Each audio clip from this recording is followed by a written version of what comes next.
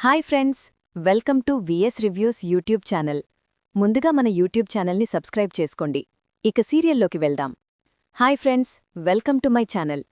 ప్రాణా పరిస్థితిలో ఉన్న కార్తీక్ దాసం జ్యోత్స్నాని అరెస్ట్ చేయించిన దశరథ అసలిదంతా ఎలా జరగబోతుంది అనేది ఈ వీడియోలో తెలుసుకుందాం. అంతకంటే ముందుగా ఇప్పటివరకు హాయ్ ఫ్రెండ్స్ కి వీడియోని లైక్ చేయకపోతే వెంటనే లైక్ చేయండి. మా ఛానల్ని సబ్స్క్రైబ్ చేసుకోవడం మాత్రం మర్చిపోకండి. ఇక దాస్ అయితే డాక్టర్ని అపార్థం చేసుకున్న తర్వాత కార్తీక్ మొత్తం వివరంగా చెప్పడంతో ఇక డాక్టర్కైతే క్షమాపణ చెప్తాడు. పర్వాలేదు, జ్యోత్స్నా వచ్చి తనకి అనుమానం మొదలైనట్టుంది, అందుకే అలా అడిగింది. జ్యోత్స్నా కూడా తను వాళ్ల కూతురు కాదని తెలుసా అని అడుగుతూ ఉంటుంది కార్తీక్ని. తెలుసు అని అంటూ ఉంటాడు కార్తీకైతే. అసలు జ్యోత్స్నా ఎవరు అని అనంగానే జ్యోత్స్నా ఈయన కూతురు అని అంటూ డాక్టర్కి నిజం చెప్తాడు. అది విని షాక్ అయిపోతూ ఉంటుంది డాక్టరైతే. ఏంటి కార్తీక్, ఈ కథ ఇన్ని మలుపులు తిరిగింది, అసలు ఎలా జరిగిందో కూడా అర్థం కావడంలేదే అని అంటూ ఉంటుంది డాక్టరైతే. ఏదేమైనా నువ్వు నిజాన్ని బయటపెట్టాలి, బయటపెట్టకపోతే మాత్రం దీప చేస్తున్న త్యాగానికి అర్థముండదు అని అంటూ ఉంటుంది డాక్టరైతే.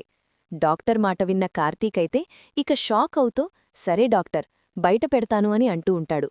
అప్పుడే ఇక దాస్ అయితే బయటికి తీసుకెళ్తాడు కార్తీక్ని. అసలు దీప త్యాగం చేయడమేంటి అల్లుడు, నాకేమీ అర్థం కావడంలేదు. అసలా డాక్టరేంటి అలా అంటుంది, దీప త్యాగానికి అర్థం లేదు అంటుంది, ఏం జరిగింది అని అడుగుతూ ఉంటాడు దాసైతే. అప్పుడే కార్తీకైతే ఇక ఏడుస్తూ ఏం లేదు మావయ్యా అని అంటూ ఉంటాడు. ఏదో జరగరాందే జరుగుతుంది అల్లుడు, నీ మనసు బాధపడుతుందని నీ కళ్ళు చెప్తున్నాయి, చెప్పల్లుడు ఏం జరిగింది అని అడుగుతూ ఉంటాడు దాసు. ఏమీ లేదు మావయ్యా, దీప కడుపులో ఉన్న బిడ్డ చనిపోతుంది, మా బిడ్డ మాకు దూరం కాకపోతుంది అని అంటూ ఉంటే, అదేంటి మీ బిడ్డ దూరమవ్వడమేంటి, దీప కడుపులో ఏమన్నా ప్రాబ్లం ఉందా అని అడుగుతూ ఉంటే, ప్రాబ్లం దీపకి కాదు, అత్తకి బ్లడ్ క్యాన్సర్ ఉంది కదా, కూతురుగా కాపాడడానికి బోన్ మారో దీప ఇవ్వాలి. కడుపుతో ఉన్నవాళ్లు బోన్ మారో ఇస్తే ఆ కడుపు పోతుందని, కడుపులో ఉన్న బిడ్డ చనిపోతారని డాక్టర్ చెప్పారు. ఇక వేరే మార్గం లేక అత్తని కాపాడుకోడానికి దీప తన బిడ్డని కోల్పోతుంది అని అంటూ ఉంటాడు కార్తీక్ దాసుతో. ఆ మాట విని దాసు షాక్ అయిపోతూ ఉంటాడు. తల్లి కోసం దీప తన కన్నకు బిడ్డని వదులుకుంటుంది, కాని నా కూతురు ఆస్తి కోసం కన్న తండ్రినే చంపాలని చూసింది.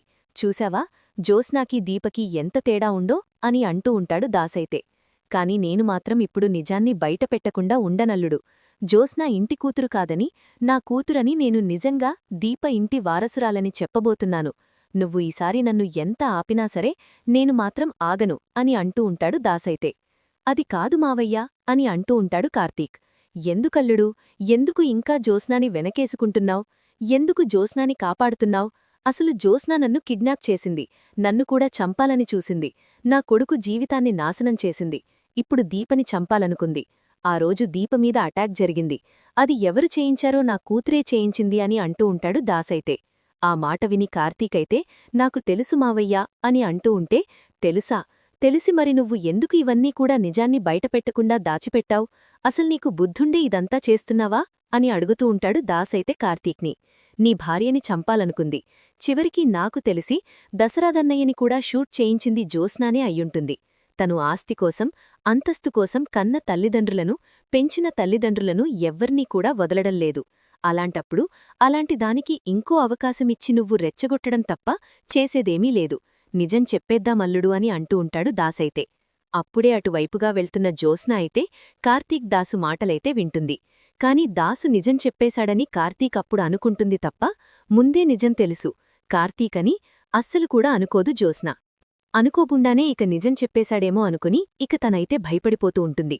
సరే మావయ్యా, నువ్వు అన్నట్టే ఇక నేను కూడా నిజాన్ని బయటపెట్టేస్తాను. పద జ్యోత్స్న, గురించి ఇంట్లో వాళ్లందరికీ కూడా చెప్పేద్దాం. ఇక నేను కూడా సహనంతో ఓర్చుకోలేకపోతున్నాను. పదమావయ్యా, ఈ నిజాన్ని అందరికీ తెలిసేలా చేద్దాము అని అంటూ ఉంటాడు కార్తీకైతే.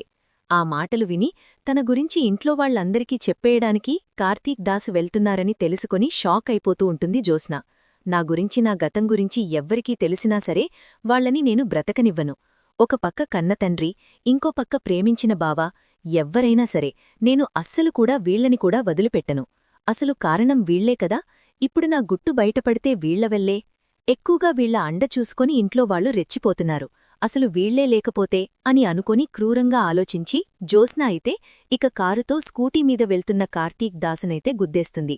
ఇక కార్తీక్ దాసుని యాక్సిడెంట్ చేస్తుంది. దాంతో ఇక కార్తీక్ దాసు బండిమీద నుంచి పడిపోయి తలకి దెబ్బ తగిలి స్పృహ కోల్పోతారు. ఇక దాంతో వాళ్లు చనిపోయారు అనుకొని మళ్లీ కిందకి దిగితే ప్రాబ్లమవుతుందని దూరం నుంచే చనిపోయారు అనుకొని నిర్ధారించుకొని జ్యోత్స్న అయితే వెళ్ళిపోతుంది. అలా జ్యోత్స్న వెళ్ళిపోయిన తర్వాత ఇక దాస్ అయితే స్పృహలో ఉంటాడు. ఇంతలో ఇక దాస్ అయితే అటుగా దశరథ వస్తాడేమో అని ఎదురుచూస్తూ ఉంటాడు. అన్నయ్య, నీకు ఫోన్ చేశాను.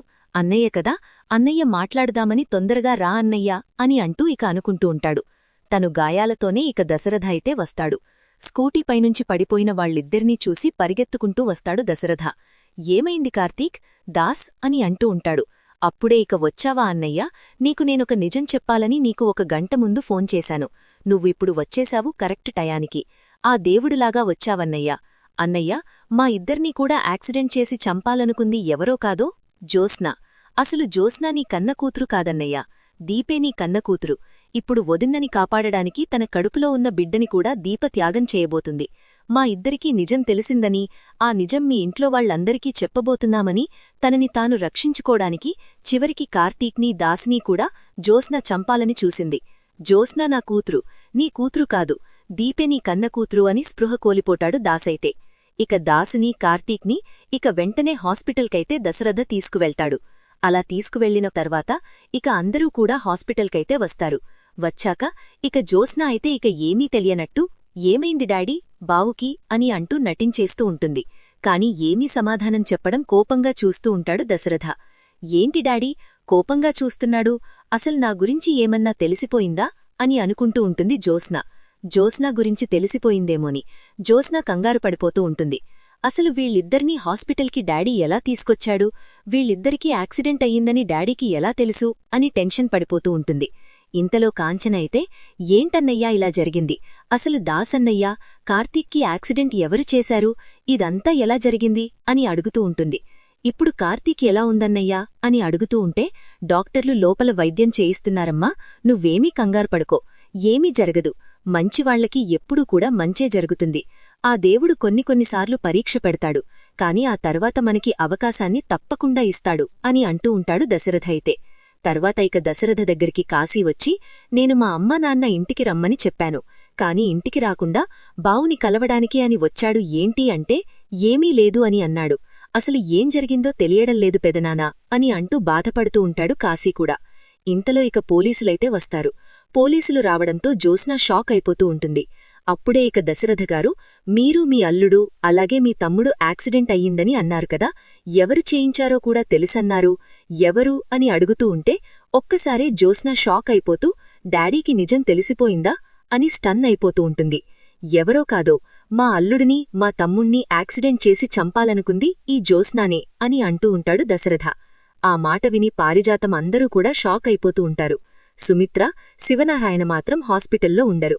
అప్పుడే ఇక పారిజాతమైతే, ఏంటి దశరథ నువ్వు చెప్పేది, జ్యోత్స్న వాళ్ళిద్దరికీ యాక్సిడెంట్ చేయించడమేంటి అని అనంగానే, అవును పిన్ని, వాళ్ళిద్దర్నీ కూడా కారుతో గుద్ది యాక్సిడెంట్ చేయించింది జ్యోత్స్నానే.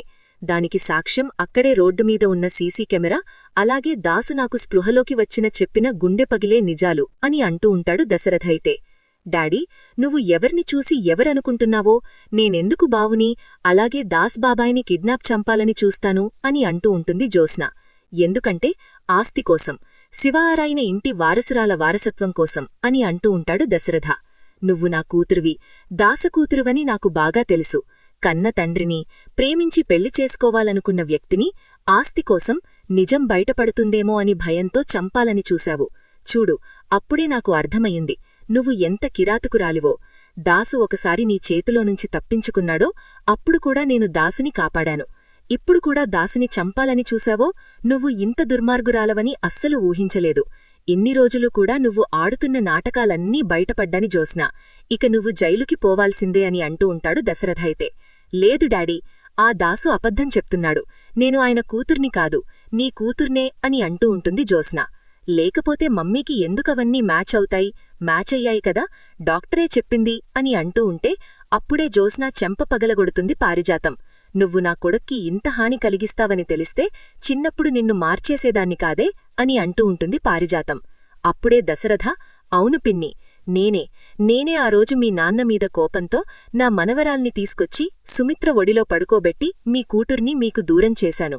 కాని ఈరోజు ఈ దుర్మార్గగ్రాలు ఏ కొడుకు కోసమైతే ఆ రోజు నేను నా భర్తని మోసం చేశానో అదే కొడుకుని చంపాలని చూసింది. ఇది మీ ఇంటి వారసురాలు కాదు, నేను చెప్తున్నాను అని పారిజాతమైతే నిజాన్ని బయటపెడుతుంది. చూశారుగా ఫ్రెండ్స్, రాబోయే కథలో ఖచ్చితంగా ఇలాగే జరగబోతుంది. మరి ఇలాగే జరగాలని మీరైతే కోరుకుంటున్నారా? అయితే వీడియోని తప్పకుండా లైక్ చేసి ఛానల్ని సబ్స్క్రైబ్ చేసుకుని పక్కనే ఉన్న గంట సింబల్పై ఆల్ని క్లిక్ చేయండి. అప్పుడే మేము పెట్టే ప్రతి వీడియో మీరు మిస్ కాకుండా చూసేయవచ్చు.